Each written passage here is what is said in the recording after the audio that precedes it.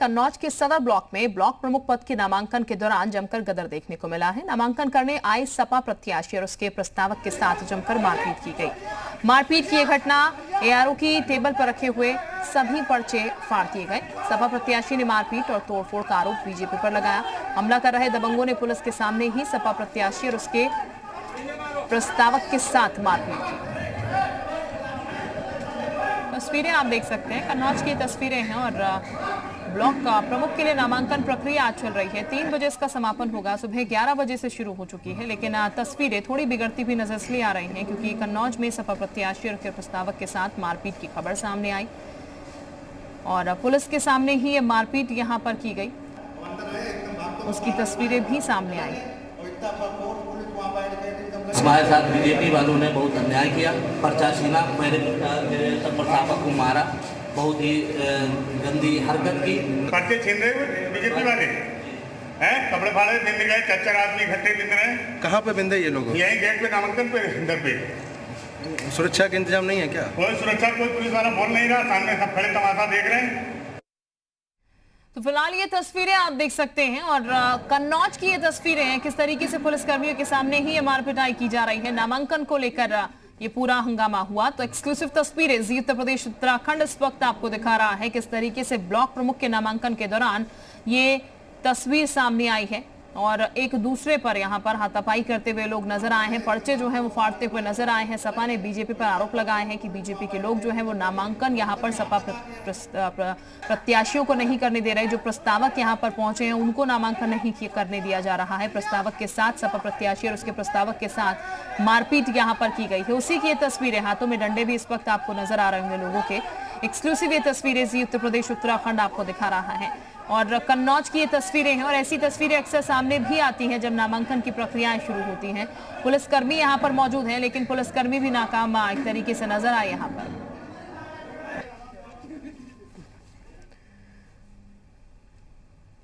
तो बुलंदशहर में ब्लॉक प्रमुख पद के नामांकन को लेकर भाजपा के 2 गुट आपस में भिड़ गए। दोनों गुटों के बीच हुए इस बवाल में जमकर हाथापाई हुई है। सयाना ब्लॉक प्रमुख के नामांकन के दौरान भाजपा के पूर्व और मौजूदा प्रत्याशी के समर्थकों के बीच हुए इस बवाल में भीड़ को खदेड़ने के लिए पुलिस को लाठीचार्ज करना पड़ा। तो ये बता दें आपको, कन्नौज की तस्वीर तो हमने आपको दिखाई ही थी और तस्वीरें कुछ और जगह से भी ऐसी ही सामने निकल के आई है, जहां बुलंदशहर में भी आपस में बीजेपी के 2 गुट भिड़ते हुए नजर आए हैं। पुलिस ने लाठीचार्ज किया। एक्सक्लूसिव तस्वीरें, मौजूदा और पूर्व प्रत्याशी के समर्थक आपस में भिड़ गए यहाँ पर बीजेपी के ही।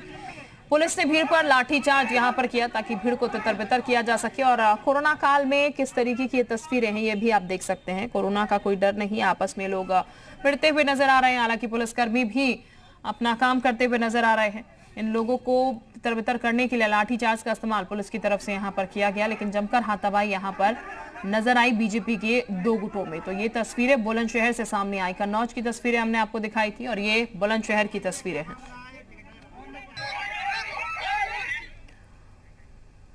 अब बात सीतापुर की करते हैं। कसमंडा ब्लॉक में ब्लॉक प्रमुख का नामांकन करने पहुंची निर्दलीय प्रत्याशी को नामांकन से रोकने का आरोप लगा है।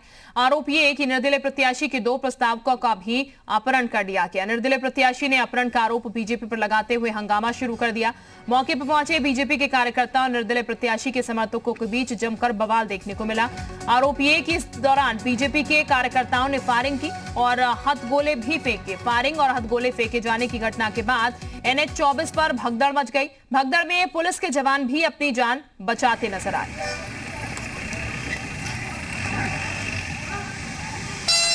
बीजेपी पर आरोप लगा सीतापुर में। एक्सक्लूसिव तस्वीरें NH 24 पर ये भीड़ देखने को मिली। बीजेपी कार्यकर्ताओं पर फायरिंग करने के आरोप लगे हैं। निर्दलीय प्रत्याशी को नामांकन करने से रोकने की ये कोशिश यहां पर हुई और इसी कोशिश में फायरिंग भी यहां पर NH 24 पर की गई। उसकी तस्वीरें भी सामने आई हैं। एक्सक्लूसिव तस्वीरें जी उत्तर प्रदेश उत्तराखंड पर हम आपको दिखा रहे हैं। हथगोले यहां पर फेंके गए।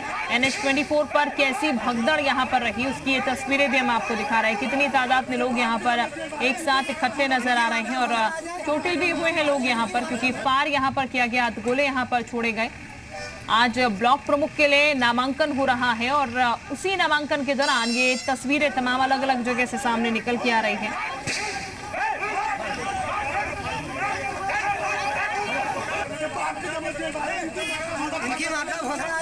हथगोले फेंकने का आरोप यहां पर बीजेपी कार्यकर्ताओं पर लगा है। निर्दलीय प्रत्याशी को यहां पर पर्चा नहीं भरने दिया गया, नामांकन नहीं भरने दिया गया। नामांकन भरने के लिए निर्दलीय प्रत्याशी जब यहां पर गया तो ये कहा जा रहा है कि बीजेपी प्रत्याशियों की तरफ से हथगोले यहां पर फेंके गए।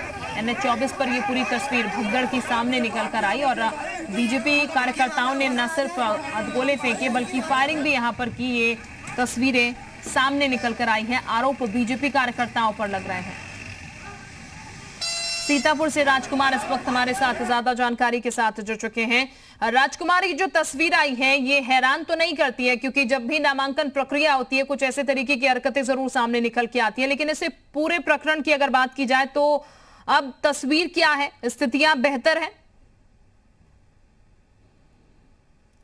चलिए राजकुमार का रुख करेंगे दोबारा, लेकिन तस्वीरें आप एक बार फिर से देखिएगा। जी उत्तर प्रदेश उत्तराखंड पर एक्सक्लूसिव तस्वीर हम आपको दिखा रहे हैं। दरअसल निर्दलीय प्रत्याशी नामांकन करने के लिए यहां पर पहुंचा था और इस बीच बीजेपी के जो कार्यकर्ता है, जैसे कि आरोप लग रहे हैं, बीजेपी कार्यकर्ताओं ने फायरिंग यहां पर की, हथगोले यहां पर छोड़े गए। और ये सीतापुर की खबर है, सीतापुर से ये तस्वीर सामने आई है। NH-24 पर भगदड़ भी इस बीच मस्ती भी नजर आई, चोटिल भी कुछ लोग यहां पर हुए हैं, जैसा कि इन फुटेज में नजर आ रहा है।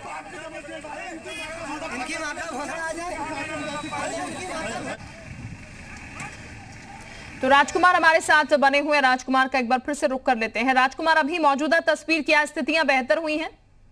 बिल्कुल, मैं बता दूं कि यहाँ पर जैसे ही इस घटना की सूचना DM और SP को मिली, वो मौके पर पहुंचे और उन्होंने स्थिति को नियंत्रण में कर लिया है। आपको बताना चाहेंगे कि बीजेपी कार्यकर्ताओं ने निर्दलीय जो प्रत्याशी थे उसे नामांकन से रोकने का प्रयास किया और उनके 2 प्रस्तावकों का अपहरण करने का आरोप लगा है।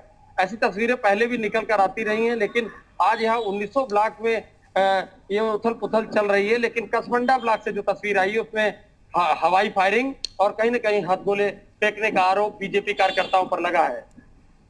बिल्कुल, पुलिसकर्मी चूंकि यहाँ पर मौजूद थे, तो फिर ये इस तरीके की वारदात हुई कैसे कि गोलियां भी यहाँ पर चल गई, कुछ लोगों को चोटें भी आई, जैसा कि हम तस्वीरों में देख रहे हैं, हथगोले भी चल गए और पुलिस इनको कंट्रोल नहीं कर पाई? बिल्कुल, कहीं न कहीं इस घटना में 3 लोग घायल हुए हैं, जिन्हें जिला अस्पताल में भर्ती करा दिया गया है। भारी पुलिस सुरक्षा व्यवस्था की तो तैयारी की गई थी, पुलिस मुस्तैद भी थी, लेकिन एकाएक भाजपा के जो कार्यकर्ता थे वो भारी तादाद में वहां अचानक पहुंच गए और वो निर्दलीय प्रत्याशी से हाथापाई और कहासुनी करने लगे, जिसके बाद में ये पूरी तरीके से एक बवाल हुआ है। बवाल के बाद में जो निर्दलीय प्रत्याशी के समर्थक थे वो वहां पर NH-24 को उन्होंने जाम कर दिया। फिलहाल SP RP सिंह मौके पर स्वयं मौजूद हैं और उन्होंने पूरी स्थिति को नियंत्रण में कर लिया है। ठीक, राजकुमार, निर्दलीय प्रत्याशी के पर्चा भर पाया है अपना, और इसके साथ ही क्या कोई गिरफ्तारी हुई है, हिरासत में किसी को लिया गया है? बिल्कुल, अभी पुलिस ने इस मामले में कई लोगों को जो वीडियोग्राफी बनाई गई है उससे चिन्हित किया है। कई लोग पुलिस की हिरासत में हैं, लेकिन अभी स्पष्ट नहीं हो पा रहा है कि हथगोले किन लोगों ने चलाए हैं, क्योंकि बैग से जो फायरिंग हुई है वो छिप करके किसी अराजक तत्व ने की है। पुलिस पूरी तरीके से वह यहाँ पर अब मुस्तैद हो गई है और स्थिति नियंत्रण में है। शुक्रिया आपका तमाम जानकारी देने के लिए इस पूरे मसले पर राजकुमार। फिलहाल स्थितियां कंट्रोल में है यहाँ पर, लेकिन हैरानी की बात यह कि पुलिसकर्मियों का पूरा जमावड़ा होने के बाद, व्यवस्था पूरी दुरुस्त होने के बाद, क्योंकि ये पहले से सुनिश्चित था कि आज नामांकन होगा, सुबह 11 बजे से नामांकन भी किया जा रहा था, फिर कैसे यहाँ पर फायर हो गए, 3 लोग चोटिल हो गए, क्या व्यवस्थाएं माकूल नहीं थी, इसको लेकर भी सवाल जरूर खड़े हो रहे हैं। तो जिला पंचायत अध्यक्ष के बाद अब ब्लॉक प्रमुख के चुनाव की जंग तेज हो गई है। अमरोहा में बीजेपी में जोया ब्लॉक से पूर्व सांसद हरगोविंद सिंह के बेटे कुशल चौधरी को अपना प्रत्याशी बना। कुशल चौधरी ने जोया ब्लॉक परिसर में अपना नामांकन दाखिल कराया। जोया ब्लॉक पिछले कई सालों से समाजवादी पार्टी के कब्जे में रहा, लेकिन इस बार यहां पर समीकरण बदलते दिखे। मुकाबला दिलचस्प होने वाला है। हजारों भाजपा कार्यकर्ताओं के साथ हमने अपना नामांकन कराया और 15 साल के सपा के गुंडा राज को हमें खत्म करना है। जीत हमारी वोटों से जीत होती है, वोटों से जीत सुनिश्चित है हमारी। जब वोट पड़ेंगे तब पता चल जाएगा। तो लखनऊ में भी ब्लॉक प्रमुख पदों के लिए नामांकन शुरू हो गया है। यूपी की 826 सीटों पर 10 जुलाई को मतदान होना है। दोपहर 3 बजे तक प्रत्याशी अपना नामांकन कर सकते हैं। उत्तर प्रदेश के 825 ब्लॉक सीटों पर आज नामांकन शुरू हो गए हैं। इसको लेकर के तमाम तरह की तैयारियां हर स्तर पर की गई हैं। राजधानी लखनऊ की इस मोहनलालगंज सीट पर आप देख सकते हैं कि तमाम तरह की तैयारियों के साथ आज नामांकन शुरू कर दिए गए हैं। सुरक्षा व्यवस्था चाक चौबंद बेहतर तरीके से किए गए हैं। दरअसल ब्लॉक प्रमुख के चुनाव को लेकर के बीते 2 दिन पूर्व ही ऐलान किया गया था, जिसको 3 से 4 दिन में ही यह पूरी प्रक्रिया हो जानी है। आप ठीक पीछे देख सकते हैं कि मोहनलालगंज सीट राजधानी लखनऊ की है, जहां पर इस वक्त नामांकन शुरू हो चुके हैं। सुबह 11 बजे से दोपहर 3 बजे तक ये सभी नामांकन होने हैं। इसको लेकर के तमाम तरह की तैयारियां की गई हैं। भारी पुलिस बल भी यहाँ पर मौजूद है, जिससे कि किसी भी तरह से कानून व्यवस्था बिगड़ने ना पाए। इसके साथ साथ आने वाले दिनों में कल 11 से 3 बजे का समय रखा गया है, जिसमें नामांकन वापसी की प्रक्रिया भी रखी गई है।